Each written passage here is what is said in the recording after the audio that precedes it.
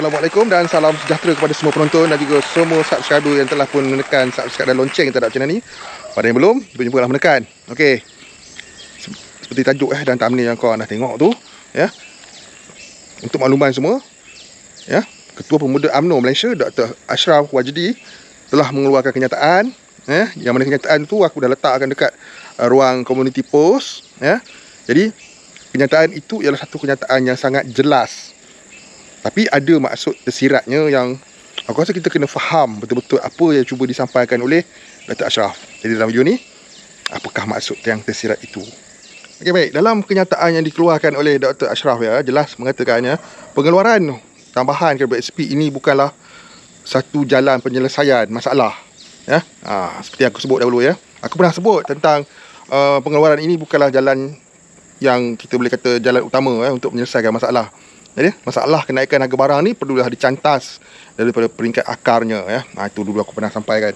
Okey, jadi apa yang dikatakan oleh Dr. Ashraf ini jelas menunjukkan bahawasanya, ya, aku janji ataupun memorandum ataupun yalah perbincangan yang telah dilakukan dahulu, ya, di antara Ketua Pemuda UMNO dengan Menteri Kewangan dengan Perdana Menteri sendiri, ya, bahawa pengeluaran yang terdahulu ialah pengeluaran yang terakhir, ya. Jadi jelas nampaknya perkataan terakhir itu memang bermaksud terakhir, ya. Dan maksud tersirat yang lain ialah kenaikan harga barang ini bukanlah boleh dijadikan satu alasan yang munasabah untuk diadakan pengeluaran KWSP sekali lagi. Jadi maksud yang tersiratnya yang kita perlu faham dengan lebih mendalam lagi, ya, pihak kerajaan sekarang ni sedang berusaha untuk mengembalikan balik, ya, harga barang keparas yang sepatutnya, ya, terutama harga ayam dan harga barang mentah, ya, perishable item ni, barang-barang yang mudah luput yang dijual-jual di pasar-pasar basah ni, ya. Benda-benda macam ni perlulah dikawal harganya supaya tidak naik lagi. Dan itu ialah apa yang terbaik sebenarnya, ya. Dan yang jelas tambahan pengeluaran kerana kenaikan harga barang ni diperkatakan sebagai bukan langkah yang terbaik, walaupun itu duit masing-masing, duit rakyat sendiri, duit pencarum, ya, caruman bulanan dan sebagainya. Okey, tapi pengeluaran yang terdahulu ialah pengeluaran yang terakhir. Perkataan terakhir itu kita kena mungkin ramai dah lupa, aku pun dah terlupa. Yang terakhir itu ada.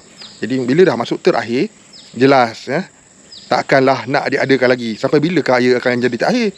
Kan, kalau terakhir, lepas tu ada lagi terakhir, dia akan jadi berterusan. Ya, bukannya aku nak menidakkan keperluan. Aku tahu ramai orang terkesan dan jelas, ya, nampak depan mata orang terkesan dengan harga barang dan sebagainya. Aku sendiri pun terkesan pergi pasar, RM50 lah pergi pasar. Apa je yang dapat, tak, memang banyak mahal dah. Sayur, ikan, ayam, mahal semuanya, ya. Keperluan tu memang kita nampak, tapi penyelesaian ialah pada dasarnya, iaitu harga barang tu sendiri. Jadi kita sebagai rakyat yang terkesan, apakah yang sepatutnya kita mahukan? Persoalannya dekat situ. Apakah sebenarnya yang kita mahukan? Temukan bantuan, kan? Jadi apa yang diharapkannya, kalau nak desak pun aku rasa yang terbaik untuk didesak buat masa sekarang ni ialah tambahan bantuan kerajaan. Ya, sama ada BKM itu ditambahkan nilainya, amountnya, ya, ataupun diadakan satu package ransangan yang baru untuk membantu rakyat. Dikala pelaksanaan ini dilakukannya, biasalah untuk melaksanakan sesuatu tindakan tu memakan masa. Dan dalam masa yang sama, masa berjalan dan rakyat majoritinya yang B40 terutama aku highlight kat sini tertekan dengan kenaikan harga barang ni, sampai ada yang dah mula makan nasi dengan kicap je nampaknya. Aku ada nampak, memang ada yang terkesan teruk. Jadi itulah sekarang ni yang sepatutnya kita desak, ya. Kalau nak buat desakan sekalipun, bantuan ditambah, bukannya pengeluaran KBSP, ya. Sebab pengeluaran KBSP macam aku pernah cakap dulu, yang terakhir sekalinya, seandainya semuanya tidak dapat dilaksanakan, maka rakyat terpaksa lah menggunakan wang simpanan mereka untuk kehidupan. Okey, ada satu lagi perkara. Ini ialah pandangan peribadi aku, ya, tidak mewakili ataupun dipengaruhi oleh siapa-siapa. Okey, ini pendapat aku, ya. Bantuan kerajaan, kalau boleh lepas ni, ya, kerana masalah yang meruncing harga barang pun semua ni, bukan sahaja tempiasnya pada B40 saja, tapi M40 juga terasa, ya. Jadi kalau boleh lah, janganlah dikelas-kelaskan bantuan kewangan mengikut kita panggil kasta lah, B40, M40. Bantuan keuangan untuk B40 ke M40 ke, kalau boleh biarlah setara, sama banyak, ya. Janganlah ada macam perbezaan yang terlalu ketara. Sebab apa? M40 pun tertekan, mereka membayar cukai. Golongan M40 ni majoritinya membayar cukai, income tax. Dan kesan kenaikan harga barang pun mereka pun terasa. Dan M40 yang duduk di bandar, contohlah gaji RM5,000 ke RM6,000 ke, potong ini tu ni tolak apa semua, pun masih hanya cukup-cukup makan saja. Okey, jadi kalau boleh lah bantuan kewangan yang diberi kepada rakyat itu ditambah, dan janganlah dikelas-kelaskan mengikut taraf yang yalah ketara sangat, kurang lebihnya kan. Kalau boleh, kalau nak diadakan jurang di antara B40 dan M40, jurang tu janganlah ketara sangat, sikit-sikit je dah kan. Barulah boleh membantu rakyat di ketika saat yang sukar ni. Jadi secara tak langsung kita nampak dengan jelas dah mengapa aktivis yang selama hari ni yang dahulu memperjuangkan tuntutan KBSP seperti Pro Rakyat, BPIM, Tuan Azmi Bugis dan sebagainya lah, nama-nama besar yang membantu, termasuk Dr. Ashraf sendiri yang turut bercakap dengan Perdana Menteri apa semua, tidak merasakan pengeluaran KBSP bukanlah satu pilihan utama untuk menyelesaikan masalah yang membelenggu ni, masalah harga barang. Dan kita nak buat pengeluaran sekali lagi, yang mana kalau diadakan pengeluaran sekali lagi pun sikit saja yang layak, sebab dah terlalu ramai yang dah mencapai baki minimum dan ia tidak dapat membantu rakyat secara holistik. Jadi kalau nak membantu rakyat secara holistik, tak lain dan tak bukan ialah bantuan kewangan daripada kerajaan sendiri, iaitu sama ada BKM ataupun pakej-pakej rancangan baru diadakan. Jadi kalau kita nak desak lepas ni pun, yang terbaiknya kita desak tambahan bantuan kewangan, bukanlah kita desak kerajaan untuk mengadakan KBSP lagi. Itu pada pandangan peribadi aku lah, sebab aku pun bila aku baca kenyataan yang keluar daripada Facebook Dr. Ashraf itu, dia ada benarnya di situ. Biar kerajaan menjalankan tanggungjawab mereka untuk melakukan apa yang sepatutnya untuk negara, untuk rakyat dan sebagainya. Sebab apa, krisis harga barang ni, krisis makanan sekarang ni sudah jadi satu krisis global.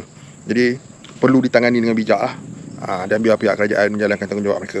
Okey, seandainya masih ditakut itu je, tak ada penambahbaikan, tak ada perubahan dan apa semuanya, insya-Allah aku rasa akan ada lah NGO yang bangun untuk menyuarakan tuntutan pengeluaran KBSP sekali lagi. Tapi buat masa ni hanya itu sajalah, kita kena faham apa yang cuba disampaikan oleh Dr. Ashraf, ada benarnya. Aku juga tidak menafikan keperluan pencarum yang masih terhimpit lagi. But semua orang ada masalah kewangan, kita kena pandai mengatasinya dengan cara yang bijak dan perbelanjaan yang berhemah. Okey. Kalau dahulu pengeluaran kerana pandemik, sekarang ni kalau nak buat pengeluaran kerana harga barang naik, alasan itu bagi aku dan aku rasa ramai yang setuju, tak cukup kukuh lagi. Kerana harga barang naik. Harga barang naik, harga barang tu yang harus diturunkan. Kita jangan keluar duit KBSP kita dulu, melainkan aku ingatkan sini, terpaksa dan tak ada jalan lain lagi, maka bolehlah dilancarkan tuntutan pengeluaran kali yang kedua. But not right now, not now yet, belum masanya lagi. Okay, jadi